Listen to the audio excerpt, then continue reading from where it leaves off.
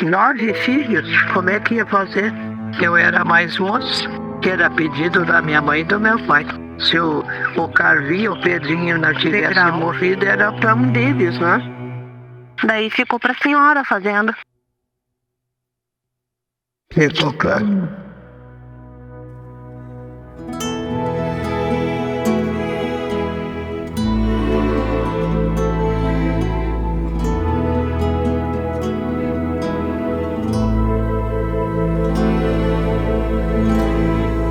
Deveras fugaz o tempo está sempre presente aqui, conversando contigo vestido de agora, passadiço, ligeiro e sem fim.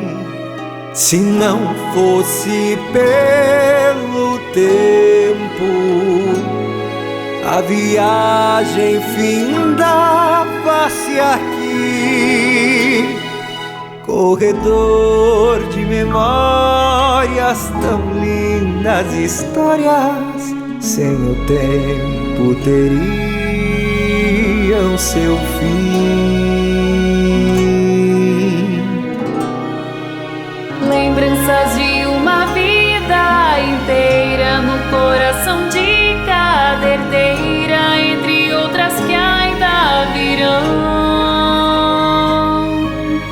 Um legado de vitórias, raízes emaranhando histórias nas terras do antigo barão.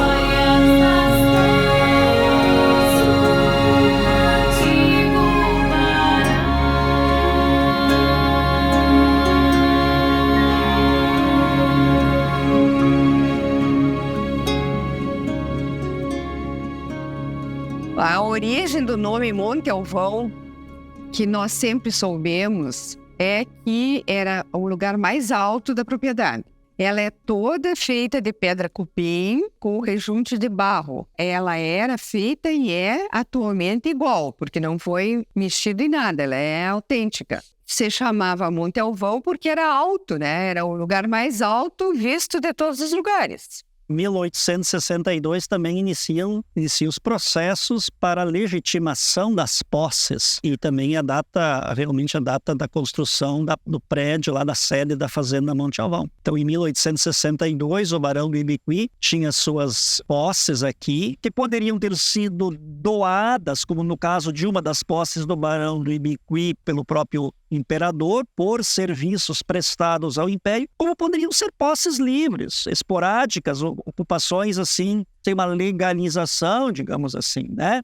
O barão, então, em 1862, por conta da Lei de Terras de 1850, houve a chamada Lei de Terras, que então é uma lei que é criada aqui no Império do Brasil para regulamentar as propriedades agrárias. E ele, então, com base nesta lei, ele vai, então, legitimando as suas posses e formando aqui, exatamente onde nós estamos, aqui no nosso município, um imenso latifúndio, com milhares de hectares de terra, e, inclusive, ele põe, então, também uma sede ali, a qual ele denomina de Monte Alvão. E como Monte Alvão, nós éramos conhecidos ao longo do século XIX. Nos mapas dessa época aparece ali a localização Monte Alvão. Depois, então, com os óbitos dos proprietários, esse território vai se esfacelando. São vários herdeiros que vão pegando seus quinhões, e há todo um processo também depois de venda dessas terras para outros proprietários. E daí vem Carlos Chiappetta, que em 1902 compra já uma parte bem menor da antiga fazenda Monte Alvão, né? Aos tempos do Barão ela beirava os 50 mil hectares, Chiappetta já adquire pouco mais de 20 mil. A pronúncia correta é Chiappetta. Tem vários, né? Dessa construção gramatical é Chiappetta. Mas o pessoal aqui, devido a uma forte influência alemã nessa construção da palavra, soa como Chiappetta, daí essa distorção de pronúncia. Mas a gente já se acostumou com essa mudança de pronúncia. A origem da família é no sul da Itália, na região Calábria, perto de Cosenza. Poucos anos tive na Itália, da onde saiu, onde Chiappetta é um nome, uma família bem conhecida, sul da Itália. Eu tenho uma lembrança mais recente sobre uma exposição que eu vi em Roma, que contava sobre os milhares perto de 20 milhões de italianos que emigraram para o Brasil, para outros países, como a Argentina, Estados Unidos, a dificuldade que eles tinham na época para viver na Itália, que houve uma seca muito grande. Carlos, ele veio da Itália para trabalhar em serviço braçal, como todo italiano, né? Os mais cultos ficavam lá, né? Só vinha para cá quem necessitava de empregos básicos, né? Daí ele trabalhava na estrada de ferro, a profissão dele, tuco de estrada de ferro, que quer dizer que ele colocava os dormentes no leito da estrada para fixação dos trilhos de ferro em cima. Era esse o trabalho dele. Daí, em Três Corações, Minas Gerais, ele ficou um tempo e depois a estrada de ferro começou a se estender até o Rio Grande do Sul. E ele passou a trabalhar na frente da fazenda que era da minha avó. E foi lá que ele conheceu ela. Eles eram agropecuarista em Suspiro, que pertence a São Gabriel. É uma localidade pequena. E daí eles se namoraram. Daí ele começou a trabalhar com venda de mulas, porque naquele tempo ia muita mula para a guerra, né? E para São Paulo para carregar a café, né? A minha mãe recebeu de herança a sede da fazenda, porque todos receberam partes da fazenda Monte Alvão, que era uma fazenda muito grande. Com o passar dos anos, os filhos dela, depois que o meu avô morreu, tiveram a ideia de fazer um loteamento junto com ela, né? Mas ela já era uma pessoa doente, ela sofria dos rins, quase não vinha para fora, naquela época já mais velha, né? Então quem atendia eram os filhos e os genros. Daí o Baromeu se encarregou de fazer o loteamento. Aqui nós temos a escrivania onde o Baromeu trabalhava. Eles recebiam colonos de todas as regiões, sabe? Principalmente colonos italianos, né? Italianos e alemães. Fazer cerca, trocar o gado de invernada, vacinar, medicar as criação chucra do campo, né? Trazer para a fazenda, parar rodeio, juntar tudo o gado daquela invernada, que uma fazenda dessa aí tem 4, 5, 6 invernada, né? Então hoje vamos parar rodeio Natal e invernada. Daí traziam o gado, juntavam o gado numa coxilha e daí botavam um salo, um punhado aqui, um punhado ali, um punhado lá, para eles não se machucarem, não avançar um no outro, né? Época que tinha que marcar, trazia para a fazenda daí. A marca era na fazenda. Dar banho no gado era o banheiro da fazenda. 28 dias a cavalo para levar uma tropa de gado para a fronteira, ou principalmente trazer da fronteira, né? Agora os pastos aqui pareciam uma lixa, né? Era barba de bode, que depois foi mudando, hoje são tudo passagem cultivada. Mas o que eu via mais era a história mesmo dos campeiros, dos tropeiros, né? Que era a atividade maior. São poucas fazendas que meu pai não foi capataz desse Chiappetta aí, né? E sempre muito bem visto, graças a Deus. Me orgulho do pai que tive, sabe, moço? Porque ele é um homem pobre, que sempre foi pobretão, sempre lutando, mas nunca sujou as mãos em nada, né? Isso eu tenho certeza que... Os pedacinhos de carne que eu comi foi que ele ganhou dos patrão ou de um bichinho que ele caçou no mato, mas carne roubada eu tenho certeza que nunca botei na minha boca. Então me orgulho do pai que tive. Eu, até sinceramente, não gosto de contar de tudo as histórias que ele me contou, porque é ruim de resistir a gente sabendo que era um pai que eu queria muito bem. Ó, e pode olhar no quadro lá, eu tô com a mão no ombro dele, ó. A gente fica assim, de não ter mais o pai e saber que nunca mais vem. O que eu posso contar, que eu já tinha 12 anos, é dessas nossas tropiadas de ficar 2 meses para fora viajando. Posando em garpão, andando com chuva, brincando. Meu pai vendia um cavalo aqui, 2, 3 lá, e 5, 10 lá, e desse jeito nós ia indo até fazer a volta dali. Aqui por 3 de Maio, fazer toda essa volta por 3 passos. Daí nós cruzávamos lá na casa do meu avô, Henrique Jonas, onde que ele morava. O embrião do município de Chapeta nasceu aqui, nessa casa. Daqui se expandiu para a sede, a colonização Chapeta, e hoje é esse município pujante que existe.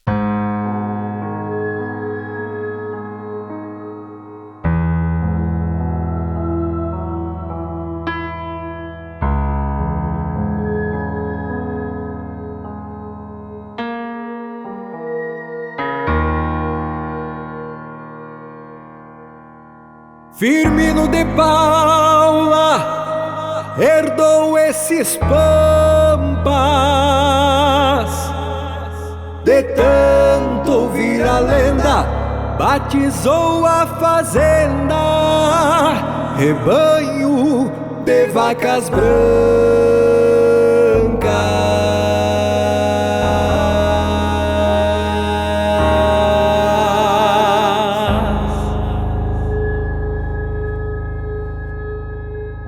A Fazenda As Brancas, ela antes então foi uma das posses legitimadas pelo Barão do Ibicuí, e quando ele vem a óbito, quando ele falece em 1879, todas suas propriedades, né, são inventariadas e partilhadas entre seus filhos. Um dos filhos do barão era o Firmino de Paula e Silva. Ele herda então justamente essa antiga posse, essa invernada assim chamada das Brancas, que era um território com mais de 8.000 hectares na época. E ele constrói também uma sede aí, 20 anos depois da construção da Fazenda Monte Alvão, que é de 1862, o Firmino constrói a sede em 1882. Até hoje está lá também essa casa muito antiga. A Fazenda das Brancas em função do lendário rebanho de vacas brancas que circulou por ali. Quando entrou os primeiros moradores, existia esse rebanho de vaca branca ali, todo mundo via aqui ou ali. Houve um período, por exemplo, dos meus pais, que era o mais comentado. Fulano viu as vacas brancas lá não sei aonde, ou fulano viu não sei aonde. Mas as pessoas contavam que viram o tal rebanho, que um dia estava aqui, outro dia estava ali, mas sempre por essa região. E aí o Firmino fez aquela fazenda, foi ele que fundou, e ele deu o nome para a fazenda de As Brancas. Na verdade, ele queria dizer rebanho das vacas brancas. Fazenda do rebanho das vacas brancas. E daí, como nós temos o costume de diminuir até para se tornar mais prático, ficou Fazendas Brancas. E era fato do dia a dia. Por exemplo, um cara que viu o tal rebanho, onde ele passava era contar novidade. Eu via as vacas brancas não sei onde. E era sempre por essa região ali. E que o Firmino de Paula, que era interventor no município de Cruz Alta, ficou gostando dele, viu? Porque ele sempre pegava o cavalo, a carroça dele, o cavalo dele, alimentava, dava água, e ele dizia: italiano, tu não quer ir trabalhar comigo? E ele dizia: mas eu estou trabalhando aqui, não sei qual é a empresa, né? E aí terminou indo. Ele ficou amigo do Firmino de Paula. Era famoso, né? Diz a lenda, eu não sei se é verdade, mas é o que a gente sabe. Como é que ele adquiriu isso aqui, né? Ele ficou sabendo que a fazenda ia à asta pública, era da família Anis Dias. E ele chamou ele e disse assim: o italiano, vai à asta pública uma fazenda lá em Monte Alvão, Chapeta. Eu vou te dar o dinheiro e tu vai arrematar a fazenda lá. E tu vai ficar com a fazenda para ti. Mas eu não tenho dinheiro, eu não tenho onde cair morto. Não, tu vai vender o gado alçado que tem na fazenda e com o dinheiro da venda, todos os anos tu me paga a prestação. Ele foi lá, arrematou. Certo? Naquela época não dava muita bola para a terra não tinha muito valor, né? Era o intendente de Cruz Alta, então ele era uma pessoa muito, muito importante. Então a Fazenda das Brancas, em função do Firmino, foi o referencial. Nessa parte que o Carlos Chiappetta adquire de um dos herdeiros do barão, de um herdeiro neto do barão, fica o território que anteriormente tinha sido legitimada pelo Manuel Lucas Anes, genro do barão, que é o território que tinha uma característica de ter bastante mato, então, aqui, né? Que o mato era um mato fechado, mato cerrado, e esse foi ficando. Não interessava aos fazendeiros porque não tinha muito o que fazer nesse mato aí. Eles preferiam os campos para criar o gado, criar as mulas, enfim. E esse território de mato foi ficando até o momento em que já a família Chiappetta, daí já a viúva, Dória Chiappetta, isso já é 1935, 36, resolve colonizar esse território de mato. O que é colonizar? É dividir, era em torno de 6.000 hectares, em pequenos lotes que tinham, em média, 25 hectares, em média. E vender a colonos, agricultores da região aqui. E, de fato, assim foi feito.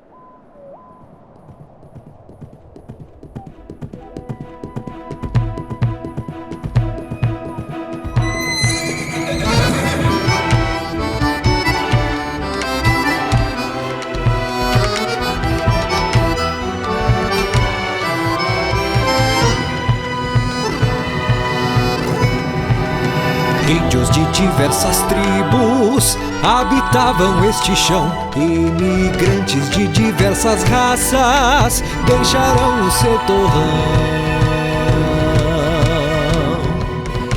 e trouxeram como herança o folclore e a tradição.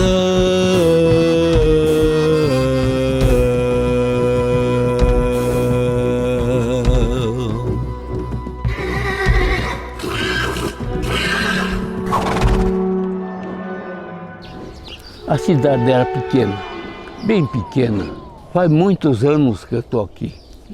A cidade era, como é que eu te digo, o povo da colônia, que era bastante. Chiappetta era mato, né? Eles foram desmatando e veio vindo. E o brasileiro gosta do serviço brabo. Pode ser mato, fazer puxirão, derrubar mato, fazer planta. E se formou-se a Chiappetta, e se formou-se um povo legal. Era uma irmandade, como se diz, uma irmandade. Se dava, era italiano, alemão, brasileiro, tudo era uma irmandade, não tinha ruim. E eu trabalhei muito no mato, roçando mato, limpando para chegar a ver essa cidade aqui. Quando eu entrei aqui, isso aqui não existia. Existia um açougueiro, um bolicheiro. A gente veio para cá porque tinha propaganda que aqui tinha terra muito boa. E daí meu pai, ele escutou a propaganda que aqui era uma terra muito forte, boa, produzia. Então ele quis vir para cá, então ele veio. A gente vinha antigamente de carroça, com um cavalo, a gente ia até 2 passinhos. Lá pernoitava, já dava comida para os cavalos e a gente dormia embaixo de uma barraquinha. A gente de noite ouvia tudo que era barulho dos bichos e tudo, mas a gente tinha fé em Deus. E daí outro dia de manhã a gente vinha. Depois foi se criando, né? Assim como os colonos vinham vindo, foram colonizando, né? Cada um precisava viver, plantar para comer, não é? Eu era pequeno, meu pai comprou minha terra ali para baixo, onde é que eu morava ali, era a área Chiappetta, assim, sabe, naquele tempo, para baixo era puro mato, difícil, uma lavourinha que tinha, mas eu me lembro que era tudo marcado de 25 hectares, com marco bagual colocado. Então, ali nessa divisa, a colônia era um picadão, enxergava, eu não sei para onde, no mato, lá adiante de novo. Então, o cara ia descendo pelo estradão, ali podia olhar. Assim, colônia tudo para venda, né, marcado. Daí o cara podia entrar, era puro mato, caminhar dentro do mato, olhar as águas e tudo, se agradava, se não se agradava, passava para outra colônia e assim foram vendendo, não é? O pessoal vinha daí de outros lugares ali, nem eu falei da Juricaba, um lugar mais antigo, e muita gente veio de fora, de longe,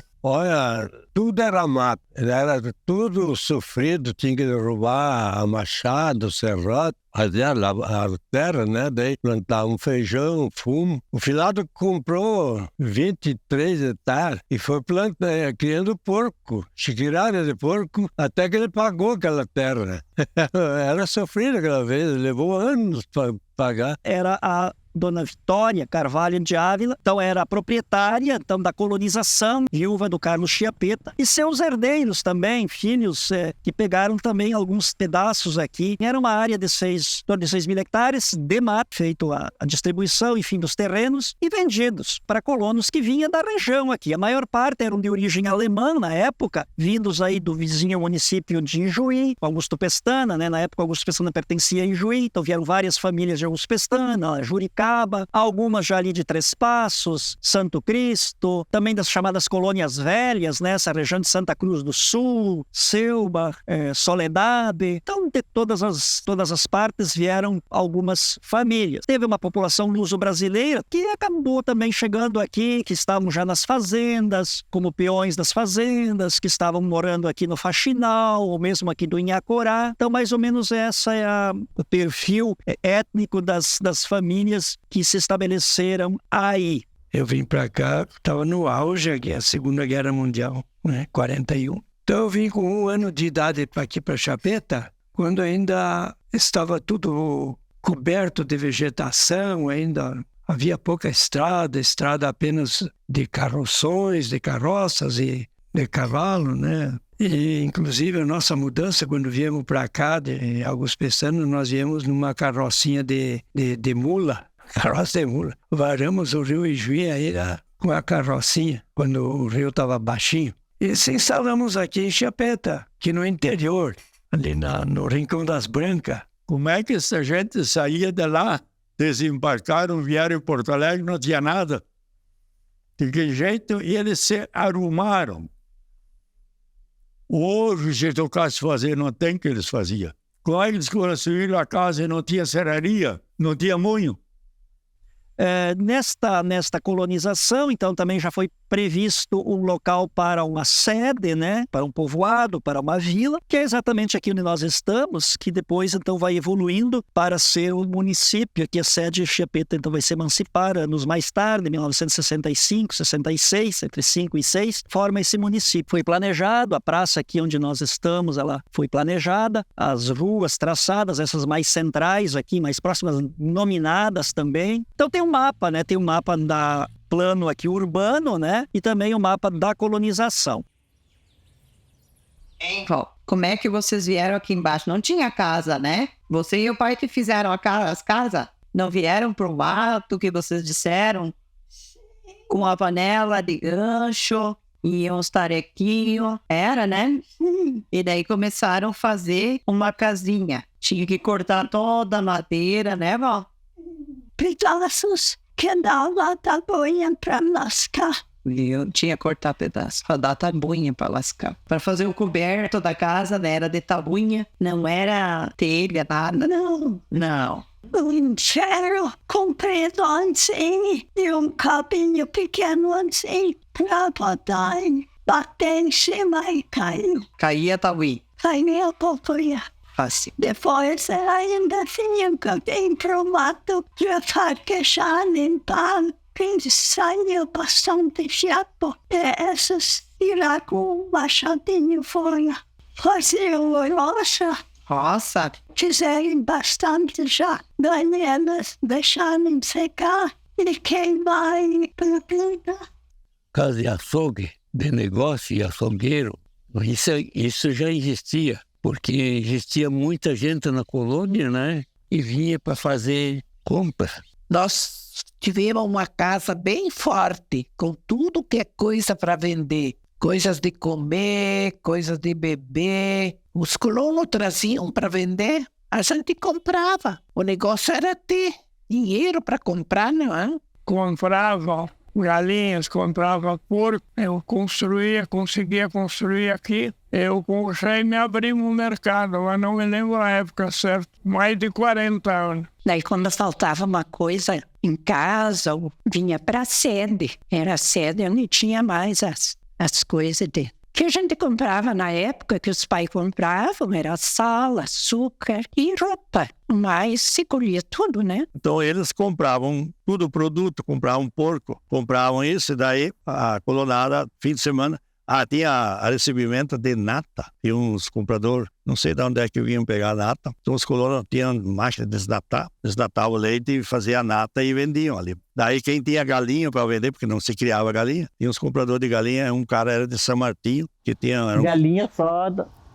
galinha caipira, caipira, né? Era caipira, né? Aí o pessoal se apertava, tava na carroça e vinha para Chapeta, né? Vender. Aí tinha porco. Aí tinha gente que comprava o ano inteiro, na safra eles recebiam e pagavam aquela conta, né? Agora, depois da colonização, que começou a venda de produto, que não era só porco, ovelha ou não sei o quê, que começou a vender produto colonial, aí fez esse canal e julguei a partir de 1911 ou 12, entrou a ferrovia, que veio até Catuípe, em Juiz. Isso aí abriu para a região aqui, foi um avanço. E daqui eles levavam até Catuípe, principalmente, que era o ponto mais perto, tudo de carroça. E lá ia para o trem. Então, essa entrada do trem foi muito importante para a região. Hoje ninguém mais fala nisso, fica por esquecido. Mas foi um dos avanços da região de muita significância. Resolveram fazer uma escola. E na época o Brizola ajudava muito a fazer as escolas, né? Essas brizoleta que diziam, né? Mas a gente começou num galpão primeiro. Dia 15 de agosto de 1960 eu comecei a dar aula. Daí era numa parte do galpão, assim, onde a gente dava aula. Tinha um quadro pequenininho, tinha primeira, segunda, terceira série. Juntou 21 alunos, tudo improvisado. E eu fui escolhida para dar aula porque eu já tinha um pouco de conhecimento. E gostava da coisa, né? Sempre fui interessada por isso. A gente entrava dentro daquela sala de aula e na parede tinha, como é que eu vou dizer, fazinha de galinha. E ali as galinhas ponhavam. E daí, volta e meia, uma queria ponhar, daí eu tinha que sair para fora com todos os alunos e voltar depois que a galinha estivesse no ninho. Mas aquilo tudo era muito divertido, viu? Foi um período, assim, de crescimento, de conhecimento. Daí eu comecei lá embaixo no seu Lauro Fritz, na Barromeu da Ávila Chiapeta. Tinha uma turma bem grande de alunos lá, acho que uns 50 mais. Eu e a Jandira Herman. Gostei muito lá do lugar, os pais, tudo, as crianças. Primeira vez que trabalhava com crianças, mas gostei mesmo. Mas daí trabalhei 1 ano e pouco lá, me encontrei com o Emílio, casei e fui para as Brancas, porque lá era a terra dele. Daí também surgiu uma vaga lá na escola, estava o professor saindo, daí lecionei lá, tinha bastante, quase 50 alunos de primeira a 4ª série, sozinha lá na escola. Tu batalhava para fazer alguma coisa, não era fácil com tantas crianças assim esperando por ti. Mas eram boas, sempre as crianças, aonde eu lecionei, as crianças eram muito queridas, os pais também. Mas daí eu dei aula em muitos lugares. Aqui em Chapeta só não dei aula no Anchieta e no Lorete, mas nas escolas municipais dos interior todas. Muitos anos. E era sem transporte para as escolinhas de interior, era a pé. São Judas, todas essas redondezas, a linha Iracema, a linha Modesta, todas essas escolas do interior aí, todas eu dei aula. E a gente fazia tudo na escola, tudo. Lavava a sala de aula, chegava em casa, olha as mãos. Imagina uma sala daquele tamanho lá, com toda aquela meninada lá dentro. E eles lavavam, era professor e alunos que trabalhavam em conjunto. Aqui na Dom Pedro, essa escolinha desativada, nem água a gente tinha. Ia buscar lá embaixo na Dona Mercedes, na casa do Enio de la Torre. As crianças puxavam água e a gente também, para limpar a sala de aula, para fazer merenda, lavar as nossas privadas, as tal de patente antiga. Até pedimos para os pais, uma para os meninos e outras para as meninas. Então aí fizeram tudo o que a gente pedia, os pais faziam, arborizar em roda da escola, sempre unidos, trabalhando juntos aí. E daí a gente lavava, fazia merenda, eles ajudavam para fazer a merenda, a gente na sala de aula e fazendo a merenda. Imagina, dava as atividades com tantas séries e ainda fazer aquela Natal de merenda. E cozinhar lá fora da escola, primeiro tempo, fazer um fogo no chão e cozinhar lá numa panela, numa lata. E ainda cuidar para que saísse limpinho, porque a gente sabia que o que a gente faz para os outros tem que ser mais limpo do que para a gente. Eu sempre digo assim. Acontece que antigamente esses imigrantes, eles não tinham nada que organizado, né? Eles construíram, primeira coisa, em geral, uma igreja. Depois um salão de dança e apresentações e coisas assim, né? Bom, a União da Gente era muito movimentado. Vinha gente de todas as partes da cidade, né? Geralmente eram animados com conjuntos musicais. Os Montanari e outros conjuntos que na época eram fabulosos, né? E os Coringa. Houve uma época que gravaram até um disco, né? Depois desmancharam o grupo, mas era mais gauchesco, né? Cada 15 dias, um sábado no Beck, outro sábado no Helmrich, no Heiko. Aí a gente não faltava. Que coisa boa, Deus o livre. Sim, já tinha lá no Heiko tinha e o outro lado do Beck tinha 2 salões grandes. Eles fizeram muita festa, muito baile. Do Ecof lá embaixo tinha salão de mola. Enchia de gente na época, né? Daí vão dizer que ia dançar uma rancheira, vou dizer. Então, conforme tu dançava, o salão balançava, né? Mas todo mundo adorava aqui. Ia no balanço da música, o salão também. Ou uma valsa, uma coisa assim, meio dançada. Conforme dava o giro, tinha o salão. Mas era muito comentado tal salão de mola. Enchia muito de gente. Na frente do salão ali enchia de carroça também, porque a turma vinha de carroça, papai. Tinha o salão do Van Hermrich, Heiko. Ele tinha um salão de baile para quando enchia de balancear. Isso que eu me lembro. E tinha uma maneira que ficou... Não, aquilo eu acho que foi parado já, né? Não, mas balançava junto, chicote. Daí o finado Dílio, o finado Lauro, que agora eram do Renovação, começaram a vir lá em casa para a gente ensaiar e coisa. E começamos. Criamos o Trio Gaúcho.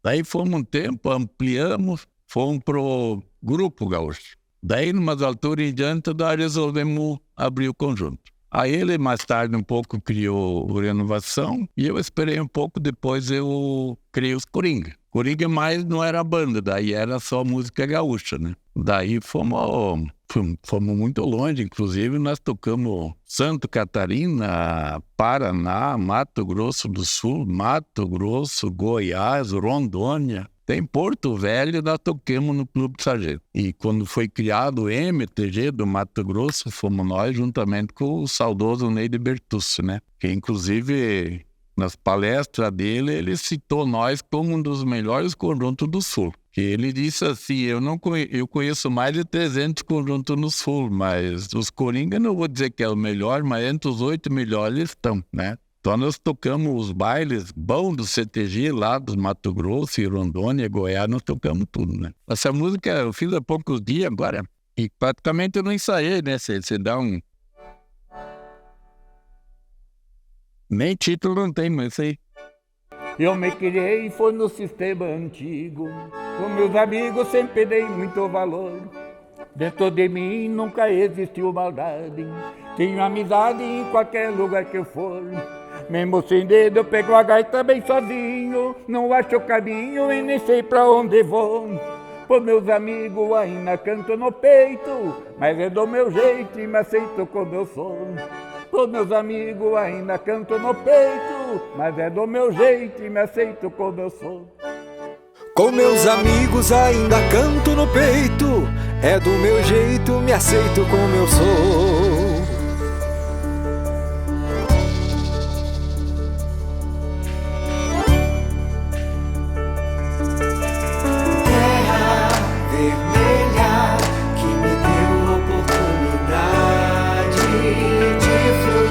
Ficar a carne, o leite, o grão, conselheiro.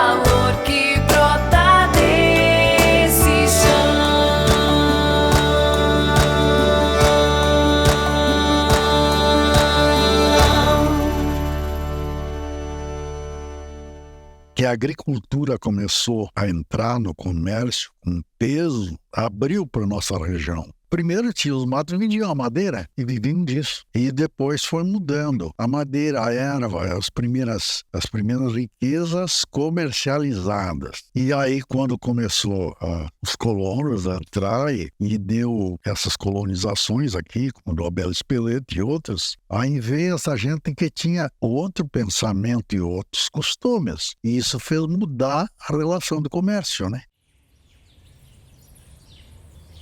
Sabe, naquele tempo não existia mercado que nem hoje, porque o cara morava, era cheio de morador e para comer assim de horta, tomate, hortaliça, sabe, plantava, porque naquele tempo era assim, tudo que plantava dava, não é? Dava. E daí não tinha esses mercados, não, era tudo lucro. Aquele tempo era um tempo bom, é bom até agora, né? Eu não acho ruim, porque agora até eu não preciso trabalhar e naquele tempo a gente fazia puxirão para fazer plantar lavoura, né? Convidava o povo e o povo era unido, era um povo unido.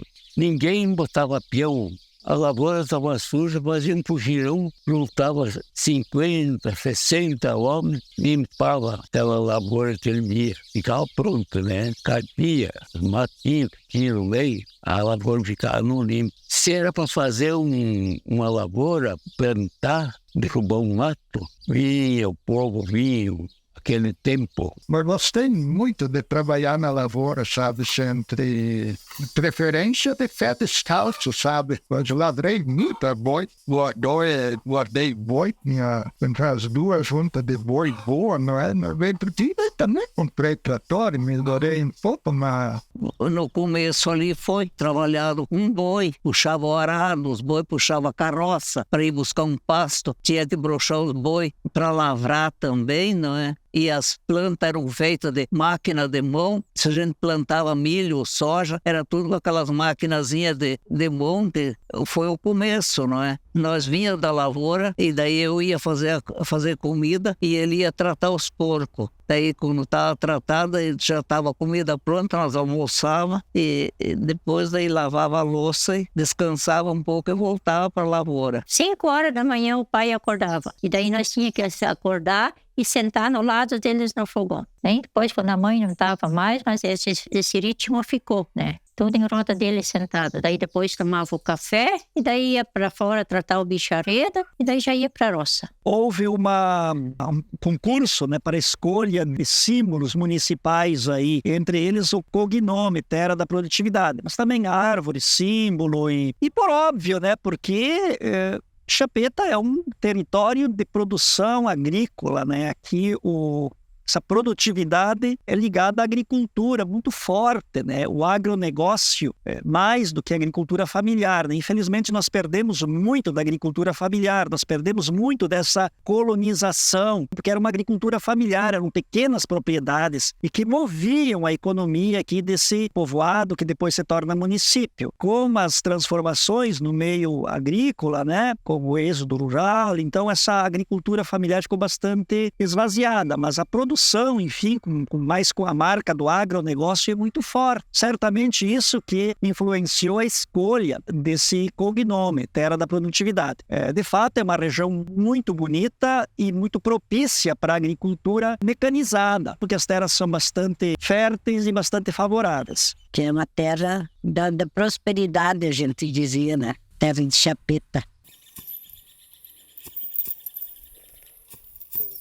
Assim, mas que essa coisa tem muita gente que não conhece, mas eu acho que eu sempre vou, nem o Pedro Tassi tem a música que ele fez, feijão de burrado saraquá, manguá, né, que é muito bom, mas o meu feijão, se eu colher, mas eu sempre pilhava manguá. Sempre. Não é coisa e também plantava bicho de máquina. Assim, que nem ali essas máquinas de mão, assim, porque o manguá, que nem lá na alfafa, sabe, ele é um negócio que ele cria assim e não danifica a semente, assim. Fixa a semente inteira. Inteira, não é? e coisa, só que eles tinham, você não conhece também, antigamente a gente criava manguá, tirava palha assim, tinha tipo a criadeira de... Ventilador, diziam. Ventilador, tocava assim, derramava ali dentro, mas ele só tocava o pó fora assim, e a bica, mas saía limpinho, e criava manguá, o casco de cavalo. Antigamente, num pano maior, botavam as coisas em cima, sabe? Daí, hora de meio-dia, botavam, o cavalo era ensinado, só rodeava, porque o casco de cavalo é muito afiado, assim, onde é que pisava, sabe? Mas aquilo criava, sabe? Pouco tempo, sabe? Estava tudo debulhado, porque tinha, assim, um tal de arjojo. Disse, não, arjojo é quando vai cangar, sabe? Tem que aquela corrente, uma corda na cabeça de cada vaca do comprimento da canga, mais ou menos assim. Para ele seguir, uma puxar a outra no carrossel, se é preciso, ir para um lado, assim. O daí, a maioria era boi, furado a ponta da chifre, assim, de cada boi. E lá tinha uns tentos de couro, uma joja, que vinha, disse, não era jojado pela ponta da chifre inteira, melhor. Mas eu não sempre ajudava pela cabeça, assim. Daí era colocado a tenda. Não é assim, daí se era amarrado, daí era colocado aquele pedaço de madeira com ferro que estava deitado, que era, que diziam o cambão. Mas cambão, assim, é...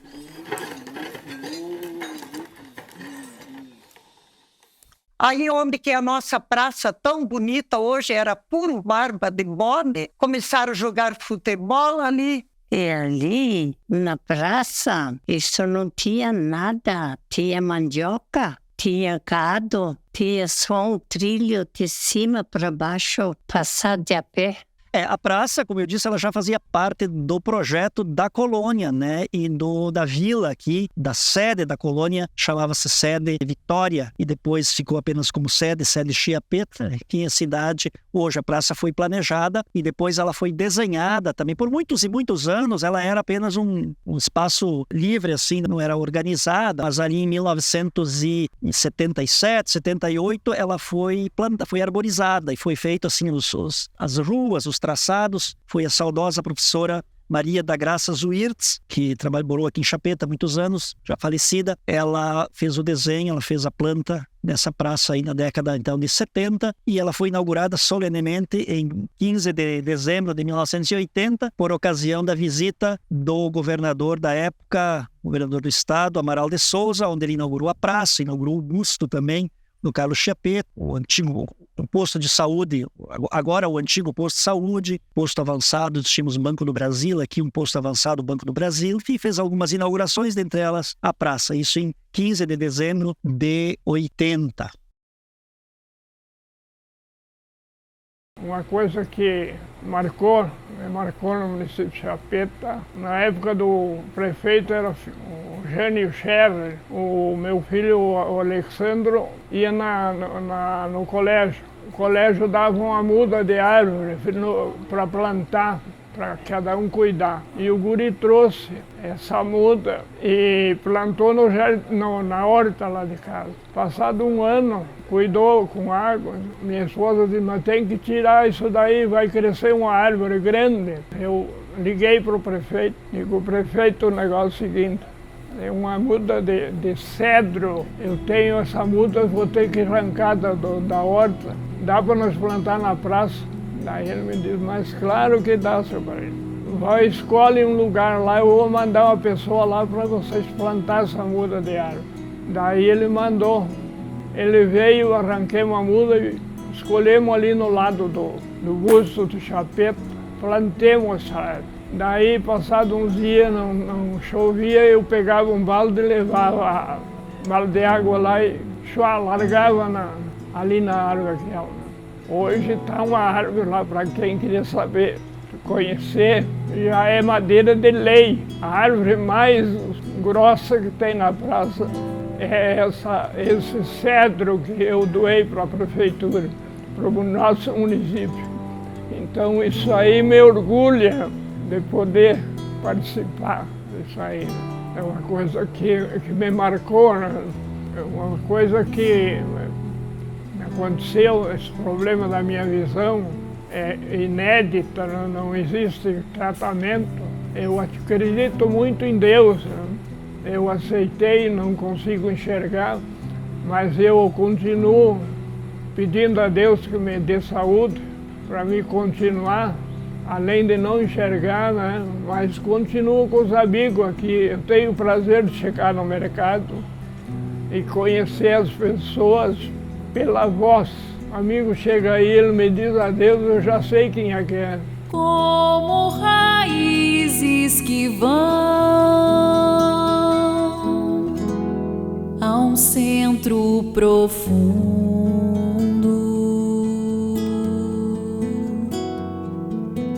busco aqui dentro encontrar a vida repleta de cores no escuro.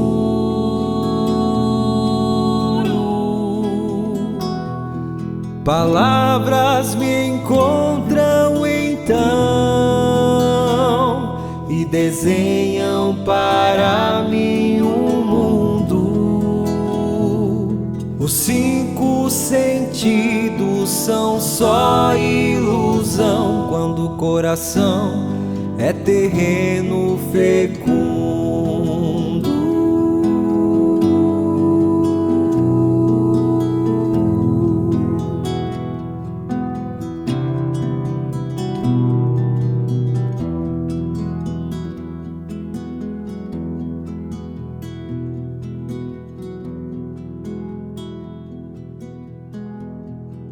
Meu bisavô talvez viveu os primeiros tempos no município de Chapeta, da vila de Chapeta.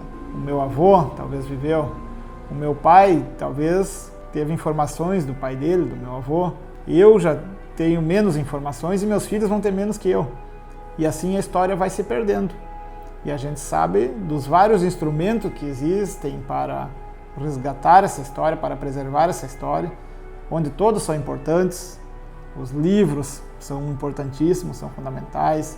Os estudos em sala de aula são muito importantes. Mas a gente sabe da importância de uma produção audiovisual como esta, Metodologia do Sem Memória São a História, para que até provoque o encantamento nas gerações e a partir desse encantamento as pessoas busquem os livros para aprofundar a sua pesquisa. Então são ferramentas diferentes, mas que se complementam para a preservação da história do nosso município, que é muito importante para o nosso presente e para o nosso futuro. E se nós não fizermos agora, a nossa geração não fizer isso, as pessoas, a gente sabe que vão partindo, e nós vamos perdendo a oportunidade e daqui a pouco a gente não terá mais contato com pessoas que viveram essa história e que só elas podem retratar tão fielmente, tão verdadeiramente como aquela história aconteceu.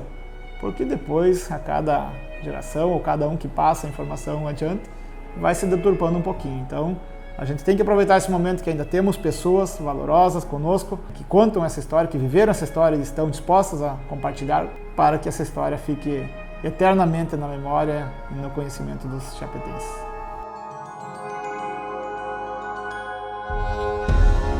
Somos o fruto de fatos e lendas, lavouras, fazendas, folclore e amizade.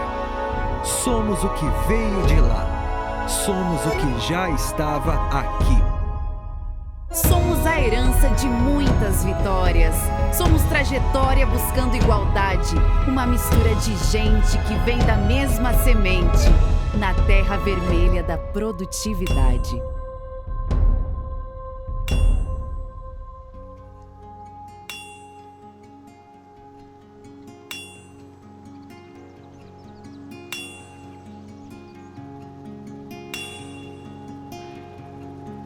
Eu sou o tuco da estrada de ferro, gravando dormentes no fundo do chão. Nesses trilhos está meu destino, pois me vi ainda bambino, olhando pro alto do Monte Alvão.